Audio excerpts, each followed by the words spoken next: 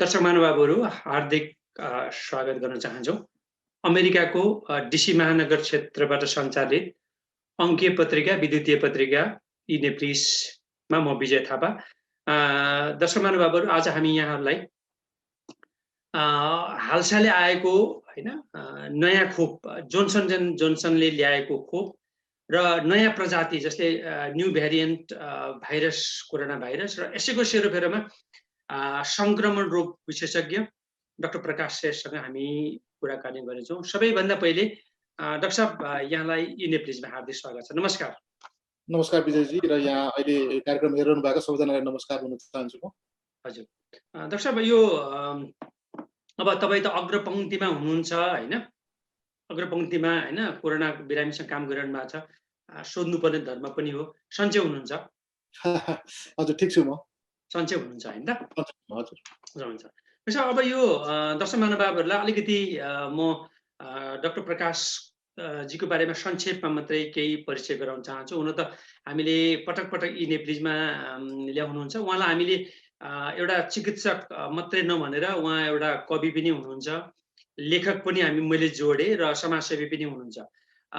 Doctor प्रकाश श्रेष्ठ हैन कोभिनेन्ट health system जो चाहिँ टेक्सास राज्यको लबक शहरमा छ, जुन कोभिनेन्ट हेल्थ सिस्टम अन्तर्गत चाहिँ 7 देखि 8वटा अस्पतालहरू पर्दछन्, जुन चाहिँ टेक्सासको पश्चिम टेक्सास भन्छ त्यसको प्रमुख हुन्छ, निर्देशकको रूपमा पनि हुनुहुन्छ। र उहाँ चाहिँ लबक भन्ने शहरको लबक नेपाली समुदायको वर्तमान अध्यक्ष पनि हुनुहुन्छ। र दर्शक महानुभावहरू हामी यो हाम्रो डाक्टर प्रकाश श्रेष्ठजीले केही समय अघि सामाजिक सञ्जालमा एउटा खुसीको एउटा पुरस्कार देखाउनु भएको थियो। त्यो पुरस्कार भनेको चाहिँ करिब 8 देखि 10,000 कर्मचारी रहेको मध्येमा सबभन्दा सर्वोत्कृष्ट कर्मचारी भएर सम्मानित गरेको थियो। उहाँलाई इनेप्लिसको परिवारको तर्फबाट पनि फेरि एकपटक म उहाँलाई फेरि बधाई दिन चाहन्छु। र हजुर प्रकाशजी, अब दर्शकहरूलाई फेरि भन्नै पर्ने हुन्छ, एउटा चिकित्सा पेसामा अत्यन्तै व्यस्त रहेता, अग्रपङ्क्तिमा काम गरेता भए तापनि विभिन्न क्रियाकलापहरूमा संलग्न हुनुहुन्छ। र केही समय अगाडि उहाँले हैन नेपालको यो हाम्रो दुर्गम क्षेत्रमा र यहाँ हैन शशीको साथमा एउटा हामी कसैले भोको नमर्नु परोस् भन्ने कार्यक्रममा पनि उहाँले हैन सहयोगको रूपमा पनि उहाँले गर्नुभएको। र दर्शक महानुभावहरू तपाईँले डाक्टर प्रकाश श्रेष्ठलाई केही समय अगाडि र अहिले भने चाहिँ अहिले पहिले चाहिँ ज्यान ठुलो थियो, अहिले घटाउनु भएको छ। एउटा कार्यक्रम पनि गराउनु भएको, तोल घटाउ कार्यक्रम, त्यसमा चाहिँ डाक्टर साहब तपाईँले 30 पाउन्ड घटाउनु भएको होइन त? हजुर 30 पाउन्ड घटाउनु भएको। यो पनि हैन एउटा थियो।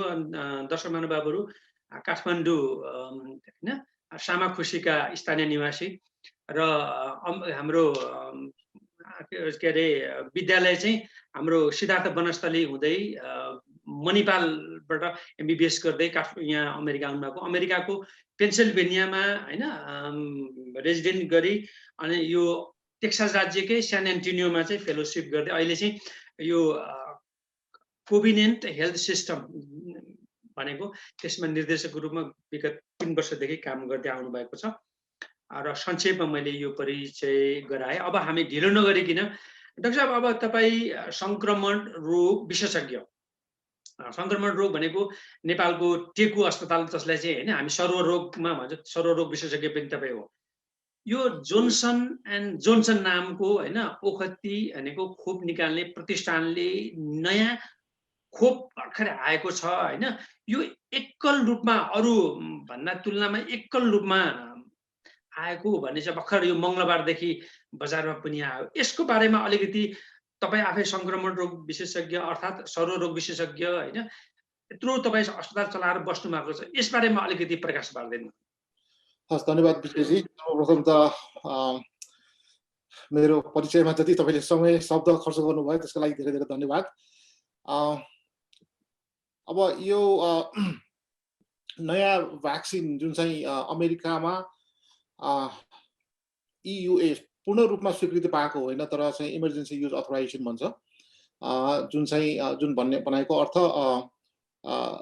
त्यो भ्याक्सिन चाहिँ त्यो चाहिँ रिसर्चकै क्रममा छ, तर चाहिँ अहिलेसम्मको नतिजा हेर्दाखेरि यो चाहिँ उपयोगी हुने देखेर चाहिँ एफडीएले ल ठिक छ अब यो रिसर्च पनि गर्दै गर्नु, तर चाहिँ यो प्रयोगमा पनि ल्याउन सकिन्छ भनेर जुन स्वीकृति दिएकोलाई हामी युए भन्छ, त्यो चाहिँ तेस्रो भ्याक्सिन हो अमेरिकामा स्वीकृति पाएको। योभन्दा अगाडि फाइजर र मोडर्नाले स्वीकृति प्राप्त गरिसकेको छ भने गत हप्ता चाहिँ यो जोन्सन एन्ड जोन्सनको जानसन फार्मास्युटिकल कम्पनी बाट चाहिँ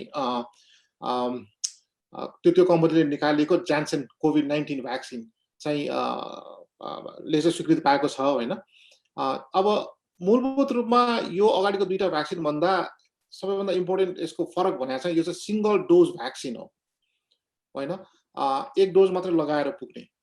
अनि त्यस पछाडि चाहिँ दोस्रो यसको चाहिँ ठुलो फरक भनेको चाहिँ अब लजिस्टिकली यो चाहिँ रेगुलर फ्रिजमै राख्नु मिल्छ, महिनौसम्म 3 महिनासम्म चाहिँ राख्नु मिल्ने भनेर भनेको छ। त्यही भएर यो चाहिँ अब लजिस्टिकली चाहिँ यो एकदमै सजिलो भ्याक्सिन छ भन्नु। अगाडिको दुईटा पहिला फाइजर त अब एकदमै -94 डिग्रीमा राख्नुपर्ने हुन्थ्यो होइन, त्यसको लागि अल्ट्रा फ्रिज चाहिन्थ्यो, जबकि यो चाहिँ रेगुलर फ्रिजमै महिनौसम्म राख्न सकिने खालको भ्याक्सिन हो।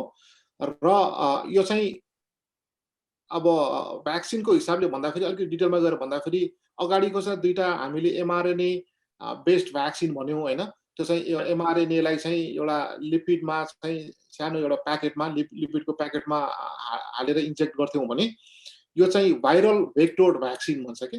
त्यो भने मतलब चाहिँ एक किसिमको रुगा लाग्ने खालको भाइरस हुन्छ एडिनो भाइरस भन्ने, त्यसले चाहिँ रोग लाग्न नसक्ने बनाएर त्यसलाई चाहिँ रेप्लिकेसन इन्कम्पिटेन्ट भन्छ होइन, त्यसलाई चाहिँ मल्टिप्लाई हुन नसक्ने बनाएर अनि जेनेटिक इन्जिनियरिङ गरेर त्यसको जिनमा चाहिँ त्यसले जुन चाहिँ कोभिड-19 को स्पाइक प्रोटिन भन्ने त्यो निकाल्न सक्ने खालको चाहिँ जिन त्यो भाइरसमा हालेर त्यो भाइरस चाहिँ इन्जेक्ट गर्ने हो यो भ्याक्सिनमा चाहिँ। त्यही भएर यो तीनटा फन्डामेन्टल डिफरेन्स चाहिँ यही तीनटा हो। हजुर डाक्टर साहब, अब यो अघि होइन अब हामीले कुरा पनि तपाईँले आफै होइन व्याख्या पनि गर्नुभयो पुरानो। अब यो अब धेरै व्याख्या भनौँ न, धेरै विस्तृतमा व्याख्या चाहिँ गर्नुभयो। जस्तै भनौँ न, मैले यो मोडर्ना र नि फाइजरकोमा चाहिँ तुलनात्मक रूपमा चाहिँ अघि भन्नुभयो नि, यो ठुल्ठुलो होइन चिसान यन्त्र भनेको हिमकारक भन्छ नेपालीमा, फ्रिजै नचाहिने उसमा पनि हुने भन्नुभयो। अझै केही तुलनात्मक फरकहरूमा केही भिन्नता केही छ र? अघि मैले भने नि अब एउटा सिंगल डोज भयो होइन, त्यसपछि चाहिँ एकल रूपमा र अनि यो चाहिँ अब यो भ्याक्सिनकै एउटा फन्डामेन्टल डिफरेन्स चाहिँ त्यो चाहिँ एमआरएनए बेस्ड त्यो चाहिँ लिपिडमा चाहिँ पारेर हामीलाई इन्जेक्ट गरिन्थ्यो भने यो चाहिँ भाइरसमा एउटा एडिनो भाइरस भन्ने भाइरसमा चाहिँ त्यसलाई जेनेटिक इन्जिनियरिङ मार्फत त्यसको जिनले चाहिँ होइन त्यो स्पाइक प्रोटिन बनाउन सक्ने बनाएर चाहिँ इन्जेक्ट गरिन्छ।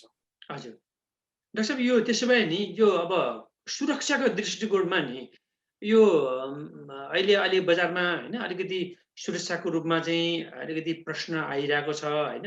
यसको चाहिँ 72% मात्रै यसको चाहिँ प्रभावकारिता भन्ने कुरा, किनभने जब मोडर्ना र फाइजरले त 90% भन्दा बेसी भन्ने कुरामा भयो भनेपछि अलिकति सुरक्षाको बारेमा पनि अलिकति तपाईँ आफै चिकित्सक होइन, आफै पनि त्यही अस्पतालमा पनि गराइरहनु भएको छ, अलिकति सुरक्षाको बारेमा अलिकति प्रकाश पार्दैन?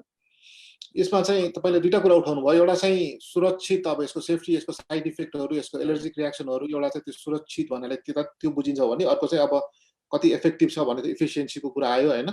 यो चाहिँ अब यो अरू दुईटा अगाडिको दुईटा फाइजर र मोडर्नाको तुलनामा चाहिँ उत्तिकै इफेक्टिभ छ कि अथवा त्योभन्दा कम छ, बजारमा चाहिँ त्योभन्दा कम छ, कम प्रभावकारी छ भन्ने कुराहरू आएको चाहिँ प्रश्न तपाईँले उठाउनु भयो। अब सुरक्षाको हिसाबले यो अहिले जुन चाहिँ यो जोन्सन एन्ड जोन्सनले जुन चाहिँ नतिजा चाहिँ रिसेन्टली प्रकाशित गरेको छ युएको लागि, त्यसबाट चाहिँ करिब 45,000 व्यक्तिमा चाहिँ यो रिसर्च गरेको भ्याक्सिन हो होइन, र एकदमै सुरक्षित देखिएको छ, एकदमै सुरक्षित देखिएको छ। लक्षणहरू चाहिँ यो फाइजर र मोडर्नाको जस्तै यसलाई पनि अब चाहिँ इन्जेक्सन लगाएपछि इन्जेक्सन लगाएको ठाउँमा चाहिँ पेन हुने, दुख्ने, त्यसपछि हल्का ज्वरो आउने, टाउको दुख्ने, कसैलाई चाहिँ GI सिम्पटम्सहरू अब अलिकति न्युजिया, भमिटिङ हुने अनि जिउ दुख्ने त्यस्ता खालका लक्षणहरू भनेको मतलब यी सबै यो भ्याक्सिनको निश्चित लक्षणहरू होइन के यिनीहरू। यो चाहिँ के हो भन्दाखेरि जब हामीले भ्याक्सिन पाउँछौँ तब हाम्रो बडीले चाहिँ त्यो एन्टिबडी निकाल्नको लागि जुन चाहिँ इम्युनोलोजिकल रियाक्सन चाहिँ माउन्ट गर्छ होइन, त्यसको लक्षण हो कि। त्यही भएर यी तिनैवटा भ्याक्सिनको चाहिँ लक्षण उस्तै उस्तै हुनुको कारण चाहिँ यो भ्याक्सिन स्पेसिफिक साइड इफेक्ट होइन कि हाम्रो शरीरले इम्युन रेस्पोन्स देखाएको लक्षण हो त्यो चाहिँ।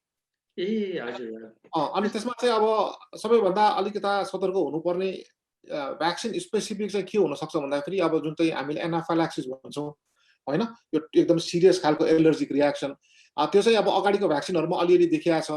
अब 1 मिलियनमा फाइजरको चाहिँ अराउन्ड 4% र चाहिँ उसमा के अरे मोडर्नामा चाहिँ 2.5% भनेको छ होइन, 2.5% अनि 2.5 व्यक्तिलाई भनेको छ। 10 लाख व्यक्तिमा लगाउँदाखेरि 4 जना व्यक्ति मोडर्नामा र अनि 2.5 व्यक्ति एभरेजमा चाहिँ मैले फाइजरमा 4.5 र मोडर्नामा 2 जना व्यक्तिलाई चाहिँ अलिक सिरियस खालको एलर्जिक रियाक्सन देखिएको थियो। यसमा चाहिँ हालसालै एकजनालाई चाहिँ देखियो भन्ने एउटा चाहिँ न्युजमा आएको मैले पढेको हो। अब त्यो कतिको चाहिँ सत्य हो थाहा छैन, तर समग्रमा भन्नुपर्दाखेरि एकदमै सुरक्षित छ यो भ्याक्सिन पनि। हजुर सब यो अब जर्मनी र नर्वेमा नि धेरै मानिसहरू मरेको भन्ने पनि कुरा आयो होइन, के भन्नुहुन्छ डाक्टर साहब? हजुर यो चाहिँ कस्तो हुन्छ भन्दाखेरि मेडिसिनमा चाहिँ दुईटा कुरा हामीले बुझ्नु जरुरी छ कि स्पेशली यो रिसर्च गर्ने क्रममा चाहिँ एउटा चाहिँ हामीले कजेसन भन्छौँ, अर्को चाहिँ एसोसिएसन भन्छौँ कि। त्यो भने मतलब के भन्दाखेरि यदि साँच्चीकै भ्याक्सिनले गर्दाखेरि कसैको मृत्यु भएको छ भने त्यो चाहिँ कज भ्याक्सिन भयो, कजेसनको कुरा आयो। कहिलेकाहीँ चाहिँ कस्तो हुँदो रहेछ भन्दाखेरि एसोसिएसन त्यो चाहिँ कस्तो के भन्छ त्यसलाई त्यस्तो पर्न जाँदो रहेछ कि। त्यो चाहिँ अब राम्ररी डेटा होइन त्यो चाहिँ रिसर्चको राम्ररी डिजाइन गरिएन भने त्यस्ता कुराहरू म तपाईँलाई एउटा उदाहरण दिएर भन्न चाहन्छु। म एउटा चाहिँ बेलायतमा जस्तो लाग्छ मलाई एउटा चाहिँ के देखेछ भन्दाखेरि अब सुत्केरी आइमाईहरूले घरमै सुत्केरी गर्दाखेरि एउटा एक किसिमको मृत्यु दर थियो होइन, भनौँ न एउटा मैले त्यो ठ्याक्कै नम्बर त मैले सम्झिनँ, तर चाहिँ भनौँ अब चाहिँ घरमा सुत्केरी गर्दाखेरि चाहिँ 2% मृत्यु दर थियो होइन। अब केही समयपछि चाहिँ जब ती सुत्केरी महिलाहरू अस्पताल जान थाले त्यसपछि चाहिँ के देखियो भन्दाखेरि अस्पताल जाँदाखेरि त मृत्यु दर झन् बढी देखियो कि 5% 6%। अब चाहिँ घरमा हुँदाखेरि भन्दा चाहिँ बढी देखियो। त्यसले गर्दाखेरि त जब डेटा बाहिर आयो त्यसले के देखायो भन्दाखेरि ओहो घरमा पो सुरक्षित हुँदो रहेछ त सुत्केरी गर्न, त अस्पतालमा त झन् असुरक्षित हुँदो रहेछ भन्ने त सरसर्ती हेर्दा देखियो। तर त्यसलाई चाहिँ अझ डिटेल एनालाइसिस गरेर हेर्दाखेरि के देखियो भन्दाखेरि जो अस्पतालमा गएको थियो उनीहरू चाहिँ हाई रिस्क खालका चाहिँ सुत्केरीहरू गएको थिए, जुन चाहिँ नर्मल गर्न सकिनेहरू त घरमै गरे होइन। त्यही भएर चाहिँ मृत्यु दर चाहिँ त्यही अथवा कम हुन गयो। तर चाहिँ अस्पताल जानेहरू चाहिँ अझ बढी हाई रिस्क भएको भएर चाहिँ त्यहाँनिर अस्पतालमा धेरै मान्छे सुत्केरीहरूको चाहिँ कम्प्लिकेसन भएको देखियो। हो यो तपाईँले भन्नुभएको यो जर्मन र चाहिँ नर्वेको पनि त्यो चाहिँ कजेसन भनेर उनीहरूले प्रुभ गर्न सकेका छैन भ्याक्सिनको कारणले गर्दाखेरि। यो चाहिँ एसोसिएसन अब धेरै व्यक्तिहरू चाहिँ कोभिड भ्याक्सिन लगाए तापनि कोभिडकै कारणले मृत्यु भएको छ कि त्यहाँ या चाहिँ भ्याक्सिन लाउनुभन्दा अगाडि नै कोभिड भइसकेर अथवा चाहिँ भ्याक्सिन लगाइसकेपछि पनि अब सर्टन टाइमसम्म त्यसले प्रोटेक्सन गर्दैन, आजको भोलि नै प्रोटेक्सन गर्ने होइन होइन। त्यस पछाडि पनि कोभिड लागेर अथवा ती व्यक्तिहरू कस्ता थिए भन्दा पनि तपाईँले हेर्नुभयो भने एकदमै उमेर पुगिसकेका क्यान्सरका बिरामीहरू उनीहरूले सायद अब चाहिँ होइन पहिला यी व्यक्तिहरू चाहिँ कोभिड लाग्यो भने बढी कम्प्लिकेसन हुन्छ उनीहरूलाई प्रोटेक्सन गरिहाल्नु भने उनीहरूलाई भ्याक्सिन लगाएको हुनसक्छ होइन। तर त्यस्ता व्यक्तिहरू त्यही भएर त्यो चाहिँ एसोसिएसन मात्रै अहिलेसम्म देखिएको चाहिँ खालि एसोसिएसन मात्रै हो, चाहिँ भ्याक्सिनले नै गर्दाखेरि हो भनेर चाहिँ साँच्चीकै मृत्यु नै भएको चाहिँ मलाई जानकारी छैन। अच्छा हजुर प्रकाशजी धन्यवाद दिन चाहन्छु। यहाँ हाम्रा केही दर्शकहरू हुनुहुन्छ किनभने तपाईँको होइन कार्यक्रम हेर्ने तपाईँको लेखहरू होइन कविता पहिले लेखेका कुराहरू हेर्नेहरू हुनुहुन्छ।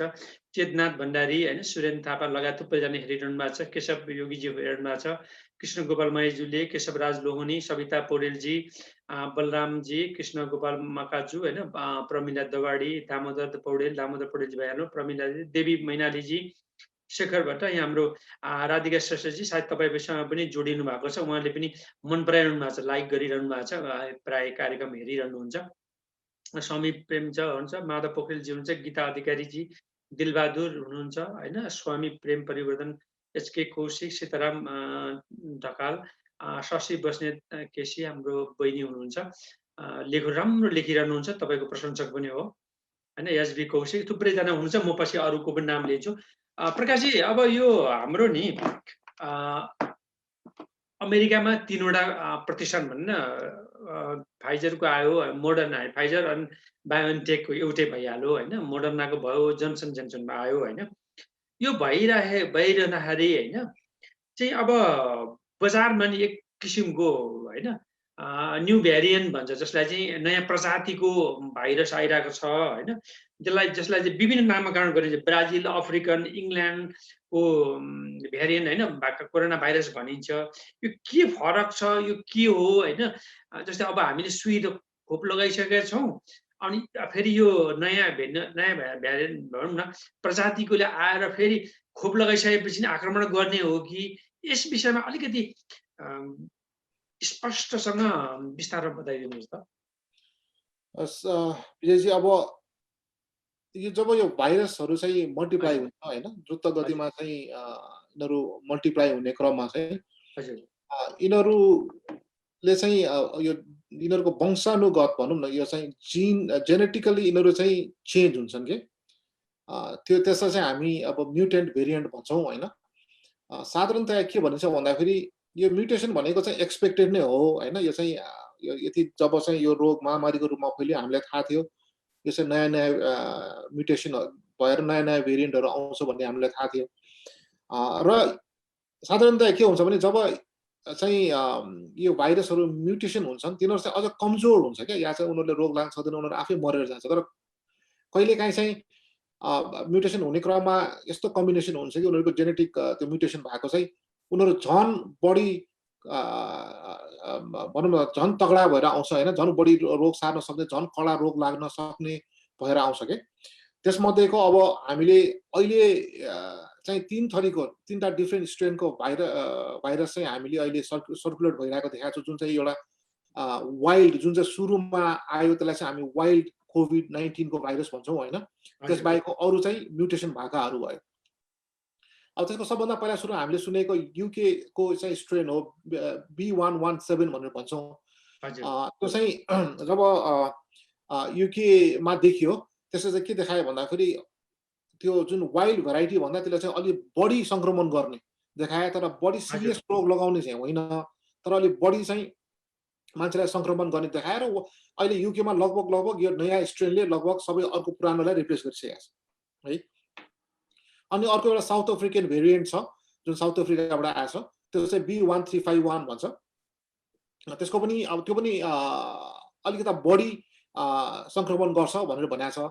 र अर्को एउटा नयाँ भेरिएन्ट चाहिँ ब्राजिल भेरिएन्ट भन्छ, P1 लिनिएज भन्छ होइन। त्यो चाहिँ ब्राजिलबाट जापानमा गएका चाहिँ ट्राभलरहरूमा देखिया थियो पहिला सुरु।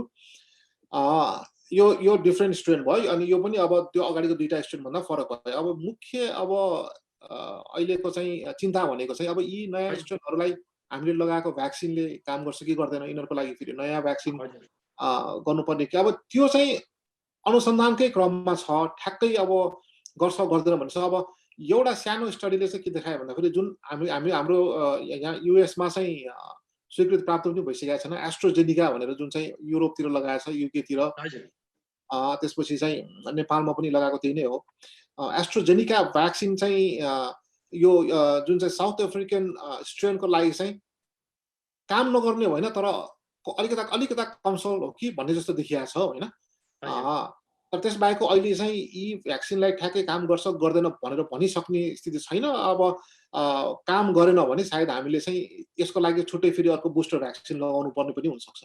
हजुर प्रकाशजी, अनि यो तपाईँले यसो भनिरहँदा नि यो सञ्चार माध्यमहरूमा पनि होइन, डाक्टर फौसीले पनि अनि यो दावा छ नि यो फाइजरले पनि मेडोना पनि यो नयाँ स्ट्रेनलाई भनेको नयाँ प्रजातिलाई पनि यसले अलिकति प्रभावकारी गर्छ भनेर प्रभावकारी नै छ भनेर भनिरहेको दाबी पनि छ नि। होइन, त्यो काम नगर्ने होइन। काम त भन्नाले चाहिँ कस्तो हुन्छ भन्दाखेरि जब भ्याक्सिन लगाएर एन्टिबडी चाहिँ हाम्रो शरीरले प्रड्युस गर्छ, त्यो एन्टिबडीको चाहिँ एउटा भाइरसको स्ट्रेन स्पेसिफिक हुँदैन क्या, त्यसले चाहिँ वाइड भेराइटी अफ स्ट्रेन चाहिँ मा चाहिँ काम गर्छ होइन। त्यो एकदमै त्यो चाहिँ अब जुन वाइल्डबाट धेरै नै भेरिएसन नभएसम्म चाहिँ त्यो सबैले काम गर्छ कि। तर अब अहिले चाहिँ त्यसैको स्पेसिफिक त्यही स्ट्रेनलाई लिएर चाहिँ रिसर्च गरेर चाहिँ यति नै प्रतिशत काम गर्छ भनेर थाहा नभइसक्या भएर सायद अब जस्तै भनौँ न वाइल्ड भेराइटीले चाहिँ 95% इफेक्टिभ भनेर जुन आयो नि, त्यो 95% को सट्टामा कम हुन सक्ला होइन, 60, 70, 80 हुन सक्ला, तर यति नै भन्ने चाहिँ छैन। खालि एउटा चाहिँ काम नगर्ने हो कि भन्ने चिन्ताको कुरो हो होइन। सायद अब अलिकति कम काम गर्ला तर चाहिँ कामै नगर्ने भन्ने चाहिँ होइन। तर अब के छ भन्दाखेरि अब म्युटेसन हुँदै जाँदाखेरि चाहिँ कुनै एउटा समयमा जस्तै हामीले चाहिँ अब प्रत्येक वर्ष फ्लू सर्ट लाउनु पर्छ नि, त्यसको कारण पनि त्यही नै हो। किनभने यति धेरै भेरिएन्ट छ, अब चाहिँ त्यो यो एक सिजनमा हामी फ्लू सर्ट लाउँछौँ होइन, यो प्रोटेक्ट गर्छ, फेरि अर्को सिजनमा आउँदाखेरि त्यो अर्कै भेरिएन्टको, जस्तै हामी कहिले H1N1 सुन्छौँ, कहिले H1N5 सुन्छौँ, त्यो विभिन्न त्यस्तै क्रम हो क्या यो पनि। हजुर। त्यसो अब यो मेरो के अरे मुख्य जिज्ञासा कहाँ रह्यो भने अब खोप होइन, अब कति 8 करोड मान्छेले लगाइसकेका छन् होइन, पहिलो डोजहरूको छ, अहिले त्यो दोस्रो खोप भनौँ न, खुराक भन्छ नेपालीमा। मैले होइन, मैले भन्दा म जस्तो तपाईँले पनि दुवै खुराक भनेको दुवै डोज लगाइसक्नुभयो। अब लगाइसकेपछि यतिले अब हामीलाई पुग्छ कि वर्षेनी लगाउनु पर्ने हो, अथवा त्यसैमा जोडे मैले अब 2 खुराक लगाइसकेको मान्छेले होइन अब यो नयाँ प्रजातिकोबाट होइन बस्नलाई केही अझै पनि सावधान गर्नुपर्ने हो कि के हो डाक्टर साहब? यसमा अलिकति चर्चा जाउँ, अनि त्यसपछि अनि अब यो निर्धक्क हुने होइन मुखावरण भन्छ त्यसलाई म त पछिमा आउँछु कुरा डाक्टर साहब। पहिले यो चाहिँ दुईटा प्रश्न भयो। एउटा चाहिँ हजुर एकचोटि खोप लगाइसकेपछि अब सधैँभरिलाई ढुक्क भयो कि अथवा फेरि पनि पछि लगाउनु पर्ने हो भन्ने त्यो प्रश्न त्यो चाहिँ अब अहिलेसम्म थाहा छैन हामीलाई कति लामो टाइमसम्म। अब अहिले हेर्दाखेरि त 4-5 महिना चाहिँ कम्तीमा पनि काम गर्छ भन्ने भयो अहिलेसम्म होइन। त्यो चाहिँ दुईटा तरिकाले चाहिँ थाहा हुन्छ कि। एउटा चाहिँ अब समयको क्रममा भनौँ न 1 वर्ष पछाडि मैले अब चाहिँ 2 महिना अगाडि भ्याक्सिन लगाएँ मैले होइन, अनि 1 वर्ष पछाडि चाहिँ मेरो एन्टिबडी नाप्न सकिन्छ होइन। अब एन्टिबडी टाइटर भन्छ, अब एन्टिबडी अझै पनि हाई लेभलमा छ भने सायद म अझै पनि त्यो एन्टिबडीले मलाई चाहिँ प्रोटेक्ट गरिरहेछ भनेर एउटा चाहिँ एजम्सन गर्न सकिन्छ। एन्टिबडी हाई हुँदैमा भन्दैमा 100% ग्यारेन्टी चाहिँ हुँदैन होइन, तर चाहिँ एन्टिबडी को टाइटर हाई छ भने चाहिँ हुन सक्ने सम्भावना बढी भयो। तर चाहिँ अब क्लिनिकल ट्रायलै गरेर चाहिँ अथवा चाहिँ हेर्दै जाउँ, अब चाहिँ भोलि चाहिँ अब ब्लडमा टाइटर चाहिँ हाई हुने तर चाहिँ इन्फेक्सन चाहिँ त्यस्ता व्यक्तिहरूलाई हुने क्रम धेरै देखियो भने मतलब होइन एन्टिबडीले मात्रै चाहिँ त्यो एन्टिबडीले आफूले गर्नुपर्ने काम गरेन भन्ने कुरो बुझिन्छ। अब अर्को के हुनसक्छ भन्दा बिस्तारै एन्टिबडी नै लेभलै कम हुँदै गएर चाहिँ कम्प्लिटली फेरि चाहिँ हामी अब कुनै पनि प्रोटेक्सन नहुने पनि हुनसक्छ। मैले भन्न खोजेको अहिलेसम्म हामीलाई अहिलेसम्म थाहा भएको के छ भन्दाखेरि, किनभने यो चाहिँ भ्याक्सिन ट्रायल गर्न थालेको त 5-7 महिना 6-8 महिना त भयो नि होइन। त्यहाँदेखि अहिलेसम्म हेर्दाखेरि चाहिँ यति जेलसम्म 5-6 महिना चाहिँ प्रोटेक्सन गर्छ भन्ने थाहा छ। तर चाहिँ यसले अब 8 महिना प्रोटेक्सन गर्छ कि 1 वर्ष गर्छ कि 2 वर्ष गर्छ कि सधैँभरिलाई गर्छ त्यो चाहिँ अहिलेसम्म थाहा हुन सकेको छैन। एउटा कुरो त्यो भयो। अनि यो लगाएको भ्याक्सिनले अरू विभिन्न स्ट्रेन अब भेरिएन्ट स्ट्रेनहरूलाई चाहिँ प्रोटेक्ट गर्छ कि गर्दैन भन्ने कुरा मैले अघि भनिहालेँ। मैले अब अहिलेसम्मको स्ट्रेनहरूमा चाहिँ अलिकति कम भए तापनि प्रोटेक्सन गर्ने जस्तो देखिएको छ। कम्तीमा पनि 2टा स्ट्रेन, एउटा चाहिँ ब्राजिलको स्ट्रेनमा अलिकति क्वेसन मार्क छ होइन, तर त्यसको पनि चाहिँ रिसर्चको प्रोसेसमा छ। हजुर। अब यसैमा जोडेँ मैले, अब खोपको धमाधम होइन अमेरिकामा त सुरुवात छँदैछ होइन, लगाउने क्रम पनि छँदैछ, अलिकति तुलनात्मक रूपमै घटेको अवस्था पनि छ होइन, मृत्युदर पनि त्यो पनि पछि कुरा होला। अब खोप लगाएपछि चाहिँ मानिसहरू अब निर्धक्क भएर बस्ने समय हो, त्यस्तो हो भने नि अब हामीले मुखावरण भन्छ मास्क नलाए हुन्छ, अनि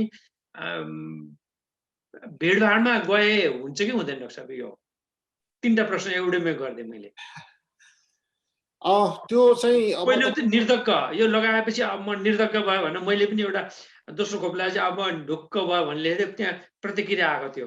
ढुक्क होइन महोदय, अझै बस्नुपर्छ भन्ने आएको थियो।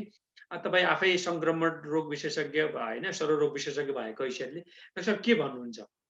अब यसलाई छोटकरीमा भन्नुपर्दाखेरि चाहिँ ढुक्क हुन सकिँदैन भनेर भन्छु म होइन। हजुर, तपाईँले चाहिँ 2टा भ्याक्सिन 2टै डोज हजुर, खोप लगाइसक्नु भएपछि पनि तपाईँले हजुर, चाहिँ निर्धक्क भएर भिडभाडमा जाने अथवा चाहिँ म चाहिँ ल अब चाहिँ मलाई चाहिँ कोभिड लाग्दैन भनेर सोच्नु मिल्दैन। यसका चाहिँ कारणहरू के भने नम्बर 1 अब फाइजरको चाहिँ 95% चाहिँ प्रोटेक्सन गर्छ भन्ने मतलब त्यहाँ पनि 5% व्यक्तिलाई त कोभिड लाग्न सक्ने भयो नि त, होइन? हजुर, भनेपछि त इन्हेरेन्टली नै चाहिँ तपाईँको जम्मा 95% मात्रै हो। अब तपाईँ 5% मा पर्नुभयो भने त तपाईँको लागि त्यो त 100% नै भयो, होइन? हजुर, त्यसमाथि पनि स्पेसली अब कसैलाई चाहिँ अब कम्प्लिकेसन हुन सक्ने रिस्क फ्याक्टर भएका व्यक्तिहरूले चाहिँ त्यो ध्यान दिनुपर्ने भयो।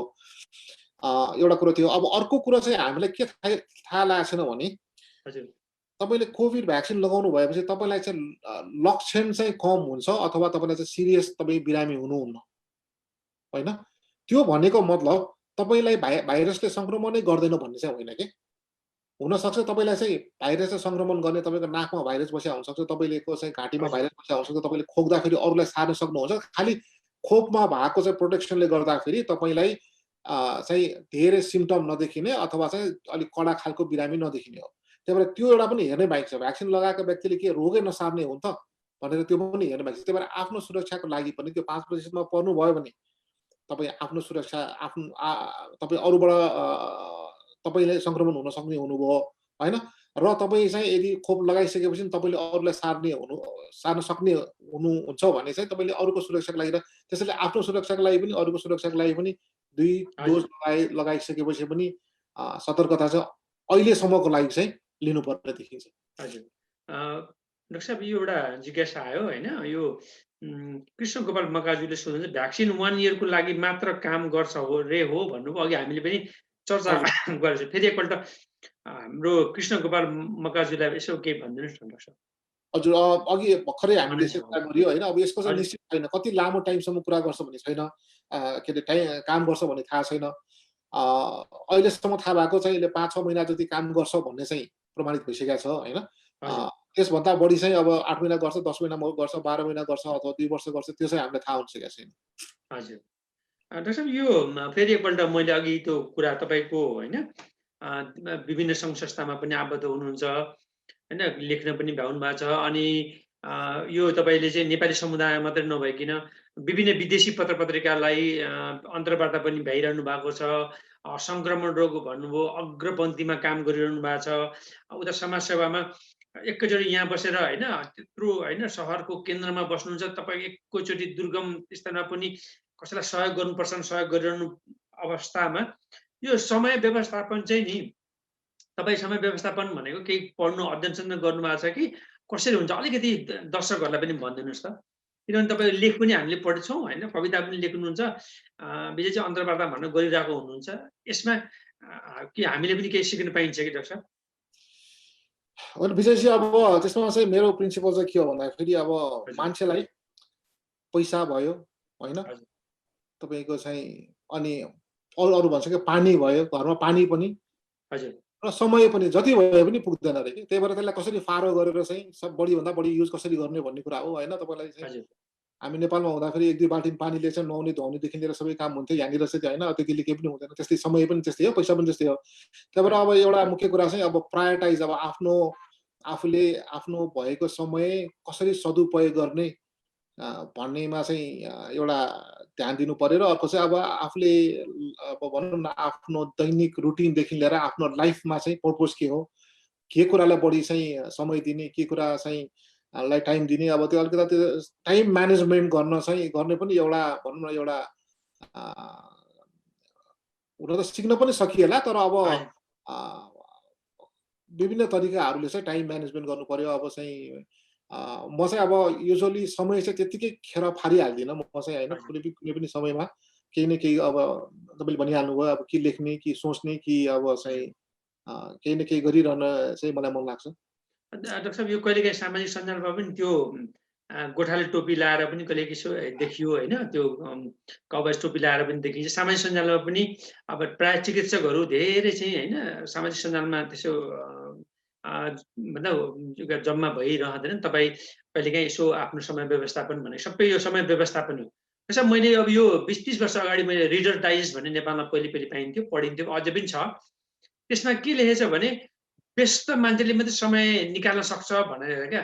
अब अङ्ग्रेजीमा भनिन्छ, यहाँ बोल्न त मिलेन होइन, the busiest man has the greatest लिजर भने त्यसले भनेको थियो कि सम्भवतः तपाईँको व्यस्त भएको हुनाले मात्रै समय निकाल्नु भएको होला होइन डाक्टर साहब। यो अघि मैले त्यही सम्झेँ क्या, त्यो 30 वर्ष अगाडिको व्यस्त मान्छेले समय निकाल्छ भनेको अब खाली मान्छे समय निकाल्न नसक्ने जस्तो पनि देखियो होइन डाक्टर साहब। यो त्यो खाली हुनु भनेकै उसले चाहिँ समय राम्ररी म्यानेज गरेन भन्ने नै हो नि होइन। हजुर हजुर डाक्टर साहब, यो कुरालाई म यही थाँती राख्थेँ। हजुर। अब त्यसो भयो नि डाक्टर साहब, त्यसो भए नि अमेरिकामा चाहिँ सङ्क्रमण र मृत्युदर पनि घट्दै अवस्थामा छ होइन। हामी दैनिक रूपमा समाचार पनि देख्छौँ। यो के कारणले घटेको हो? सबैभन्दा डाक्टर साहब भयावह चाहिँ यहाँ के छ भने अब अघि तपाईँले भन्नुभयो नि नयाँ प्रजातिको आयो होइन, त्यसले चाहिँ सङ्क्रमण गर्ने तर धेरै असर नगर्ने भन्नुभयो भने फेरि अब कोरोना यसको लागि खोप त लगाइयो, फेरि त्यस्तो किसिमको कहीँ अर्को प्रजातिको आएर फेरि बढ्ने सम्भावना त छैन डाक्टर साहब, किनभने अझै अब के हो कि सधैँभरि भयभीत भएर रहनुपर्ने अवस्था भयो नि डाक्टर साहब। अनि त्यो सम्भावना चाहिँ रहन्छ नै होइन। हजुर। अब त्यसमा चाहिँ तपाईँले एउटा महत्त्वपूर्ण कुरा चाहिँ उठाउनु भयो। अब अहिले जुन चाहिँ अमेरिकाभरि होइन, अब टेक्सास राज्य लगायत अरू राज्यहरूमा पनि र अरू ठुल्ठुला सहरहरूमा पनि यो कोरोनाको सङ्क्रमण चाहिँ एकदमै घट्ने क्रममा छ होइन। अनि अब अहिले त घट्ने क्रममा छ, अब फेरि पछि बढ्ने हो कि भन्ने कुराहरू चाहिँ यो यसलाई चाहिँ एनालाइसिस गर्ने क्रममा सबभन्दा पहिलो सुरु यो किन घट्यो त अहिले? डाक्टर साहब मैले यसमा रोकेँ, मैले त्यो घट्ने कुरामा चाहिँ के लेख्यो भने नि कसरी बढ्ने सम्भावना पनि तपाईँले फेरि बढ्छ कि भन्ने। उदाहरणको लागि सबैभन्दा सुरुमा क्यालिफोर्नियाबाट एकजना मान्छे मरे, क्यालिफोर्नियाबाट त्यो घट्यो, न्युयोर्कतिर आयो, अनि अब क्यालिफोर्नियामा चाहिँ अब बन्द भयो भने फेरि क्यालिफोर्नियामा सबभन्दा भयावह भयो नि त, त्यो अर्थमा भन्नु खोजेँ डाक्टर साहब। ओहो, अब यो पेन्डेमिक हुँदाखेरि, यो चाहिँ महामारी हुँदाखेरि त्यसको नेचरै त्यस्तै हो कि घट्ने बढ्ने भइरहन्छ। अब तपाईँको प्रश्नको लागि अब यो खास घट्नुको कारण चाहिँ अब 2-3वटा कारण छ होइन। एउटा चाहिँ जति मान्छेलाई चाहिँ रोग लाग्यो भनिएको छ त्योभन्दा सायद धेरै व्यक्तिलाई चाहिँ रोग लागिसकेको छ। अब यस रोगबाट बस्ने उपाय भनेको 2टा तरिका छ कि मुख्य तरिका। अब यसलाई चाहिँ यसबाट चाहिँ रोग भनौँ न भविष्यमा म कसरी जोगिन्छु त भन्दाखेरि या चाहिँ मलाई रोग लागेर निको भएको हुनु पर्यो ताकि मैले चाहिँ नेचुरल इम्युनिटी बनाइसकेको हुनु पर्यो मेरो शरीरले, या भने चाहिँ मैले भ्याक्सिन लगाएको हुनु पर्यो होइन। भ्याक्सिन लगाएर चाहिँ मैले चाहिँ एन्टिबडी बनाएको हुनु पर्यो। अब अहिले सरसर्ती हेर्दाखेरि चाहिँ ओहो यो भ्याक्सिन आएपछि चाहिँ भ्याक्सिन लगाएपछि यो सर्टसुट घट्यो, भ्याक्सिनको कारणले घट्यो भन्ने जस्तो देखिए तापनि त्यो मात्रै तथ्य चाहिँ होइन है। त्यो चाहिँ हामीले सबैले बुझ्नुपर्छ। किनभने अहिलेसम्म अमेरिकामा चाहिँ करिब 15-20% व्यक्तिलाई मात्र भ्याक्सिन लगाइरहेको छ होइन। टोटल उसमा चाहिँ अब त्यो पनि सबैजनाले 2 डोजै कम्प्लिट गरिसकेका छैन। धेरै कति प्रतिशतले गरिसकेका छैन, खालि 1 डोज मात्रै गरेको छ होइन। त्यो हिसाबले गर्दाखेरि भ्याक्सिनकोले मात्रै प्रोटेक्सन गरेर यो कोभिडको नम्बर घटायो होइन।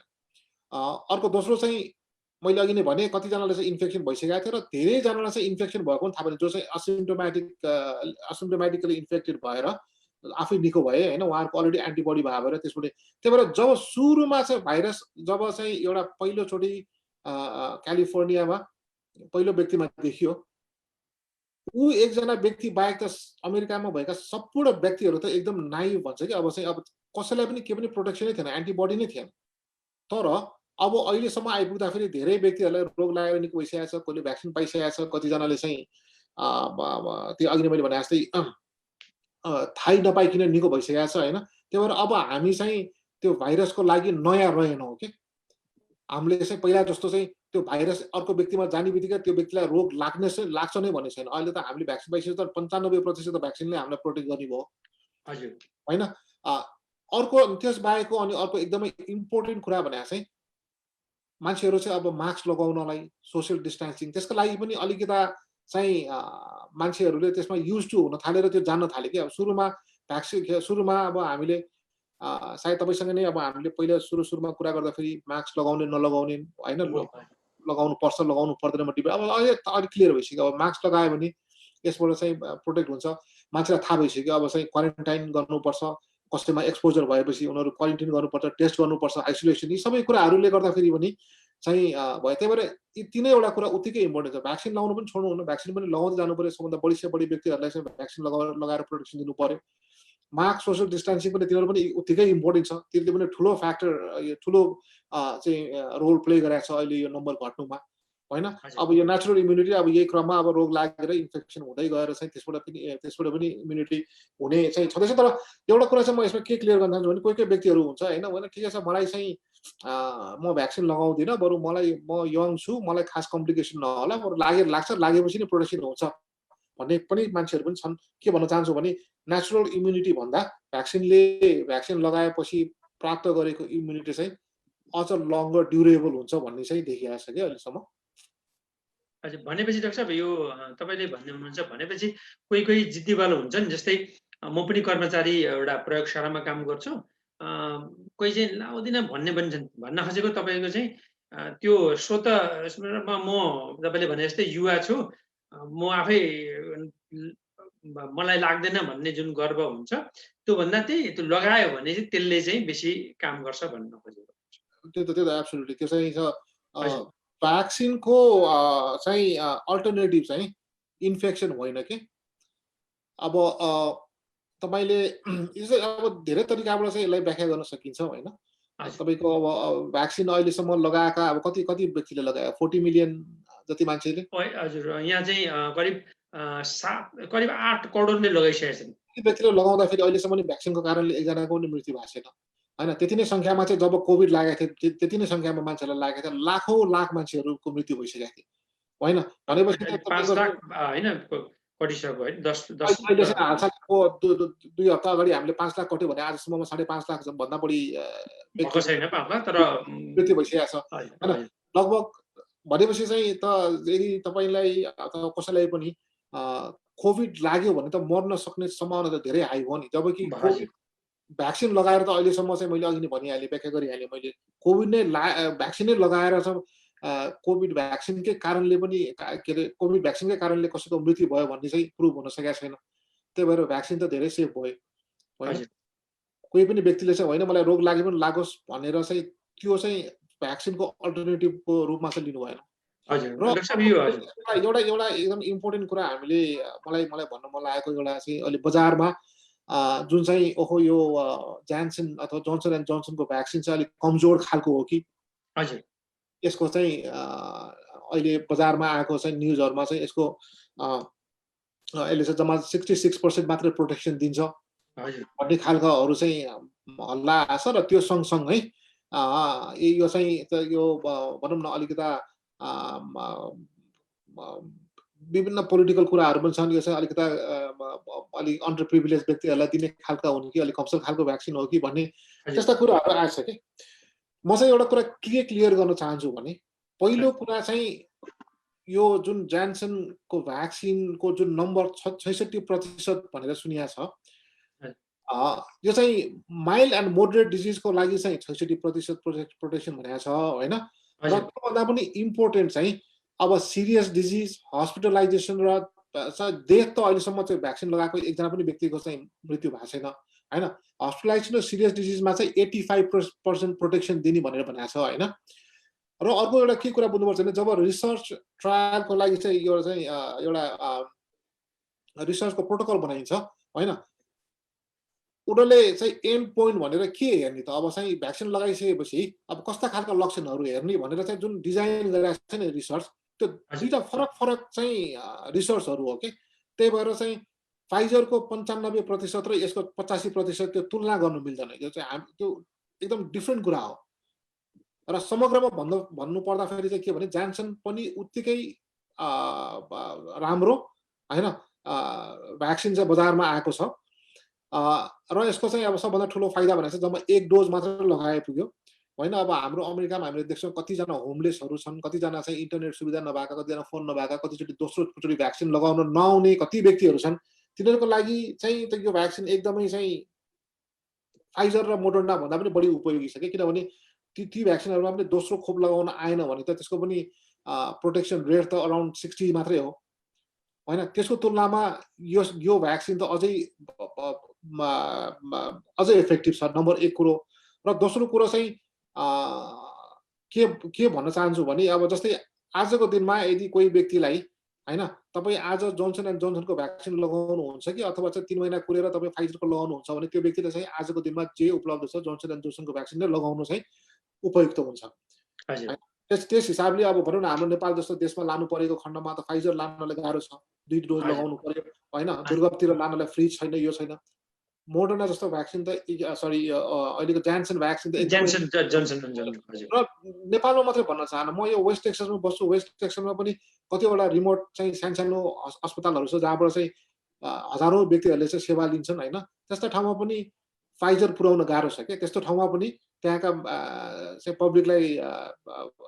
पब्लिकको लागि यो जानसन भ्याक्सिन चाहिँ एकदम उपयुक्त छ। हजुर डाक्टर साहब, म अलिकति यो हाम्रो दर्शकहरूलाई पुष्पश्रीजीले good night, thank you for यो लभली मेसेज भनेर भन्नुभयो होइन। कृष्ण गोपाल मकाजुले गुड नाइट फ्रम क्यानाडा भन्नुभयो। टङ्कज सोडादेजीले नमस्ते भन्नु। रेशमी रञ्जित बहिनीले नमस्ते भन्नुभयो होइन। अब कृष्ण गोपाल मकाजुले नमस्ते थ्याङ्क यू भन्नुभयो। गीता अधिकारीजीले पनि thank you so much for information भन्नुभयो। राधिका श्रेष्ठजीले नमस्कार हजुर दुवैजनालाई भन्नुभयो होइन। दिलीप मैनालीजीले पनि हेर्नुहुन्छ, उहाँको नामै दिलीप मैनाली लेख्नु भएको छ, हामी साथी पनि हुनुहुन्छ। डाक्टर साहब यो अब नि डाक्टर साहब हामी दर्शक महानुभावहरू हामी करिब 40 मिनट समय खर्च्यो। अब हामी 5 मिनटभित्रमा हाम्रो कार्यक्रमहरू समाप्त गर्ने तर्खरमा छौँ। डाक्टर साहब अब नि तपाईँ अमेरिकाको टेक्सास राज्यमा विगत लामो समयदेखि बस्दै आउनु भएको छ टेक्सासमा। अब टेक्सासमा तपाईँ चाहिँ होइन स्वास्थ्य क्षेत्रमा स्वास्थ्यकर्मी हो होइन। अस्पतालहरूको होइन कतिको संवेदनशील हुन्छ, सदैव मुखावरण लगाउने, दूरी कायम गर्ने, सामाजिक दूरी कार्य गरेकोमा के अरे हिजो अस्ति मङ्गलबार तपाईँकै राज्यको होइन गभर्नर र मिसिसिपीको गभर्नरले चाहिँ मुखावरण हटाइएको छ भनेर घोषणा गर्नुभयो होइन। अनि व्यापक सामाजिक सञ्जालमा त्यो कुराहरू आयो होइन। गभर्नरलाई चाहिँ तिरिखिरी चाहिँ नै बनाए होइन, आइरहेको अवस्थामा छ होइन। तपाईँ एउटा स्वास्थ्यकर्मी भएको, अग्रपन्थीमा हिँडेको होइन। यो बाइडेन प्रशासनले पनि जनवरी 20 देखि मलाई के अरे केवल 100 दिनको लागि चाहिँ मुखावरण लगाइदिनु भन्नु, सङ्घीय कार्यालयहरूमा अनिवार्य रूपमा लगाइदिनु भन्नुभयो। तर टेक्सास र मिसिसिपीले चाहिँ त्यत्रो भनौँ न उल्लेखनीय रूपमा नघटेको अवस्थामा सठिक घोषणा गर्दाखेरि तपाईँले एउटा चिकित्सक भएको नाताले, एउटा आम नागरिक भएको नाताले के भन्नुहुन्छ डाक्टर साहब? अब पोलिटिक्स र मेडिसिन भने दुईटा डिफ्रेन्ट कुरा भयो होइन। हजुर अब आज डक्टर मैले चाहिँ चिकित्सक भएको हिसाबले मैले सोच्ने तरिका र एउटा चाहिँ राजनीति गर्ने व्यक्तिले सोच्ने तरिका फरक हुन्छ। उहाँहरूले चाहिँ उहाँहरूको डिसिजनको म सम्मान नै गर्छु, उहाँहरूले अब जुन हिसाबले गर्नुभयो। तर म चाहिँ के भन्छु भने हामीले फलो गर्ने भने साइन्स हो होइन। कुनै कुरा चाहिँ साइन्सले कुनै कुरा भनौँ न साइन्टिफिकली म कुनै कुरामा कन्भिन्स भएन भने चाहिँ त्यो कुरा मैले व्यक्तिगत रूपमा पनि गर्दिनँ र मैले चाहिँ अरूलाई गर भनेर पनि भन्नु मिल्दैन। हामीले यत्रो लामो डिस्कस गऱ्यौँ किन चाहिँ अझै पनि मास्क लगाउनु जरुरी छ, किन सोसियल डिस्टेन्सिङ गर्नु जरुरी छ। यो सबै अब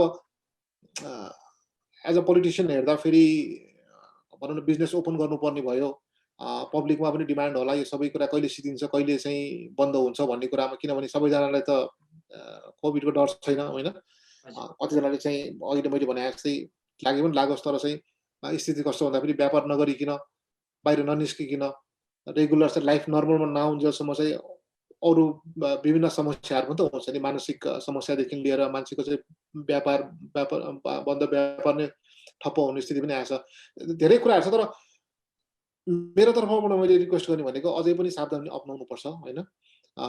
यसको चाहिँ जबसम्म हामीले एउटा हर्ड इम्युनिटीको लेभलमा हामी पुग्दैनौँ, त्यो भनेको मतलब पुरा पपुलेसनमा चाहिँ 70 देखि 80 अथवा त्योभन्दा बढी व्यक्तिहरू चाहिँ इम्युन हुनुहुन्न, या चाहिँ रोग लागेको कारणले गर्दाखेरि, या चाहिँ भ्याक्सिनको कारणले गर्दाखेरि त्यतिन्जेलसम्म चाहिँ यो रोग सर्न सक्ने सम्भावना भइरहन्छ। त्यसमाथि पनि मैले अघि नै भनिहालेँ, अहिले अझै पनि हामीलाई थाहा छैन कि भ्याक्सिन लगाइसकेको व्यक्तिले अरूलाई रोग सार्छ सर्दैन। मैले होइन, मैले चाहिँ कोही मान्छे मेरो घरमा आछ, बुढाबुढी आउनु भएको छ, उहाँले भ्याक्सिन लगाउनु भएको छैन भने मैले, हुनसक्छ म भ्याक्सिन लगाएर मलाई लक्षण नदेखे पनि मैले सार्न सक्छु उहाँलाई।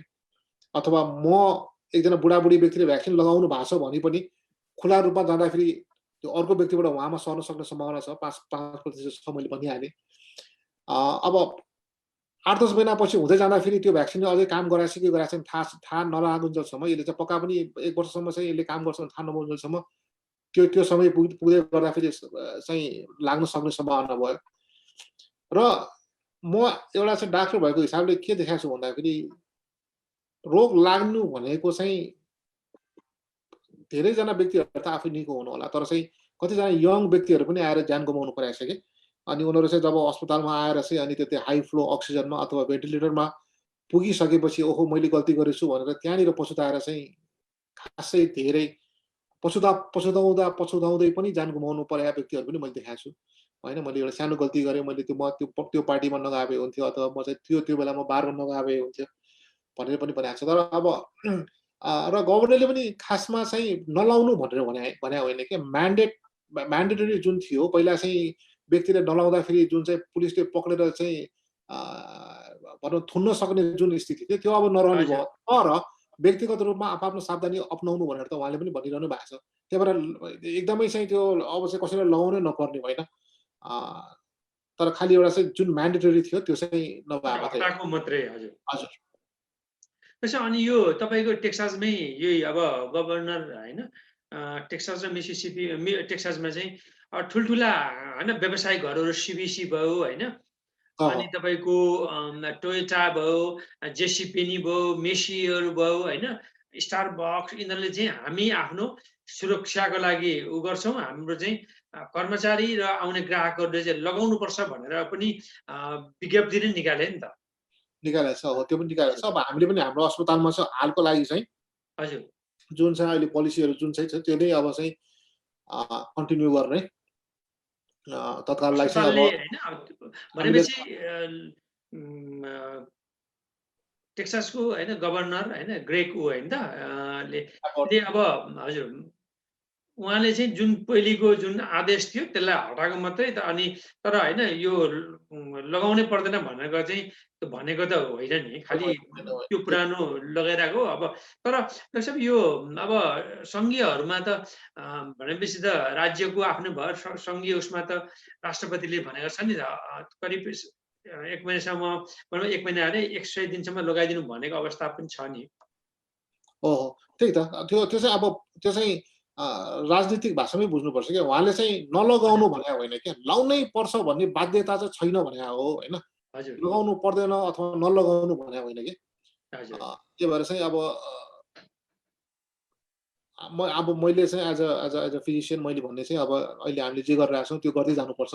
र अघि नै त्यही कारण पनि मैले अघि भनिहालेँ, अहिले यो सबै संक्रमण कम हुनुको एउटा कारण चाहिँ त्यो हामीले जुन सतर्कता अपनाएको छ त्यो पनि